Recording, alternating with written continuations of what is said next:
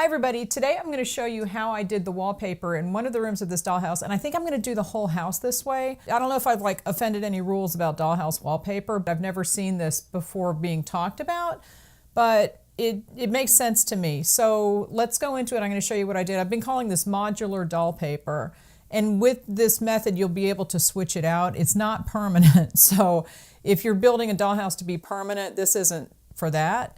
But I thought it worked out really well. Let me show you. Okay, I'm gonna watch this along and I'm gonna tell you what I'm doing. Now first, I chose this one room to try this out because it was pretty square, it's even, there's no weird angles and that kind of thing. There was one weird little ledge in the back that I had to take into account. But the first thing I did is I just went in and measured the whole thing. I'm kind of making a template as I write down the measurements. I'm using my quilting ruler because I love my quilting ruler.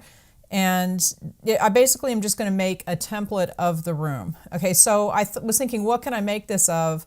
I went to the craft store, I was poking around, I found mat board. Mat board is thin, but it's rigid. And I was thinking foam core would work, but that's going to be too thick for this. And the mat board was perfect. So I got a big piece. It cost $12, so this could get pricey if you're going to do the whole house. But if there's that other kind of cardboard that might work, that would be good too. But the mat board works well. So I'm basically going to cut the template of the room based on the length of the walls all the way around and the wall in the back. And I'm just going to make one long piece. I'm cutting it all out here. See, this is the one little ledge in the back. It has like a little piece of wood that goes around the top, and it's not coming off. So I don't think that it's something that I could remove. Oh, here comes the cat. There's always a cat involved, and I left them in because that shows what actually happens. But see, I've got the whole thing is long, and I'm just going to cut it out of the mat board. Mat board is pretty stiff, and that's why I thought it would work well for this, because it's really thin, but it is stiff. And as it turns out, it was probably the perfect choice. I was thinking maybe like cereal box cardboard would work, but I think that might be too flimsy. And it's thin enough, that would be thin enough, but I think it just would not stand up in the last part. But the mat board was perfect. I'm just probably going to go back and get some more. I'll wait until it's on sale and stock up because I really like doing it this way. You'll see what I'm talking about. Okay, so now I'm going to come in and cut the angles where the walls join. So these cuts are for where the walls join, and I'm just going to bend the mat board. I thought I could keep it in one piece, but it ended up breaking.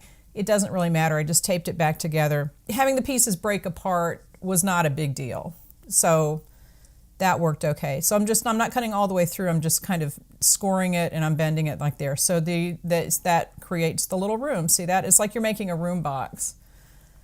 So now I have the room, and I am going to go back and just fit the pieces in. It was just a little bit too big. And then I remembered I have a paper cutter, like an old school paper cutter with the arm and everything. So I went and trimmed it so that the pieces fit in the back. And here I am, I'm kind of tracing the window, and I'm going to cut the window out, and it's just going to fit right up against the back of the wall once I cut that window out. And I'm going to do the same thing with the other two walls, just kind of make sure that everything fits. And once, I think everything was a little bit too big. I think if you cut it a little bit too big to begin with, that's the safest thing, because you can always make it shorter. You can't make it bigger, and you want it to really fit in there. And you might have to do, I would say just leave a little tiny bit smaller, because when you fold it all, like when it goes and fits up against each other, you want it to have a little bit of wiggle room, or else I'll show you what happens at the end, because I think one of the walls was just a little bit too long, just a tiny bit. You can adjust that later, it's not a big deal. And here I'm cutting out the window. Okay, so see, that fits up against the back. The one on the side fits up, and see how thin that is?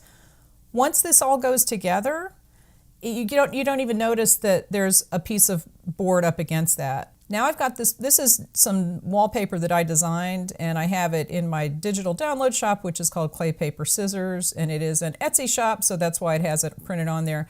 I printed these sheets off, and this is a repeating pattern, so I probably should have cut them individually. I have them all stacked up, but I did have to go back and adjust some of it because it had a little white edge. But I have some double-sided tape. It's a good thing when you're a craft hoarder, you can find this stuff. So I have the double-sided tape, and on the back of these I've written where everything goes. So I know which lines up with which which side is the right one. I could take it all apart, and I'm just going to tape it together using my packing tape because it's real thin. I was going to use duct tape, and then I thought, well, it might be too thick and it might make it bend a little strange. I think I'm putting the tape on the back. Yeah, I'm taping it on the back so that it will fold like that, and that the front part won't have the tape on it. Okay, and also the words, you want any writing to be on the back in case the wallpaper is kind of transparent and then you can't see through it. All right, so the double-sided tape is just going on the top and the bottom of the walls and on the side. And I'm just going to take the wallpaper and just line it up and just make sure it fits. And I wanted to make it fit from the bottom going up because I thought maybe that would be a little less obvious. If people are looking into the house, you look kind of down and then you can see it. But see, this is a repeating pattern, so it matches up on the seams. I ran out of tape. I had to go get the rubber cement. This stuff stinks. It's terrible. It smells awful. I don't recommend it, but if you're desperate, then this is what you have to do. So anyway, I just finished all of the wallpaper. I went all the way around, and see, I had to add a little extra piece on the bottom here, but because it's a repeating pattern, it matches at the top and the bottom, so it didn't matter. I could just trim that. Then I trimmed this because it looked like it was a little bit too long at that seam and it was going to buckle when I folded it. And you can always just adjust things. And when it's done, you can go through and cut the edges off all the way around, which is this step. Now, I will say that if you're enjoying this, give this video a thumbs up now because it does help my channel and it helps YouTube know that you like to watch more videos like this. Now, I thought about folding it over, and I think I am going to do some walls with fabric doing this method. And I think at that point I will fold them over, but I might not have to. I'll have to check and see. I just don't want like frayed edges and stuff, but I think that if you fold it over, it's going to make the edges so thick that it might be really obvious and it won't sit up against the wall. Now, I honestly cannot believe that I'm the only person to ever think of doing this. So if you've seen people do this before, I don't know. Like I said, I'm doing this for fun. I don't know anything about dollhouses. So anyway, go ahead and do the whole thing and then just cut out the openings if you have doors or windows. I'm just using my little X-Acto knife here. All right, then we're going to put it back into the house. I tried to just shove it in there with the whole thing kind of folded like a room. That didn't work because I think there was like a little ledge on the front that was keeping it. So I folded it kind of diagonally. Here we go.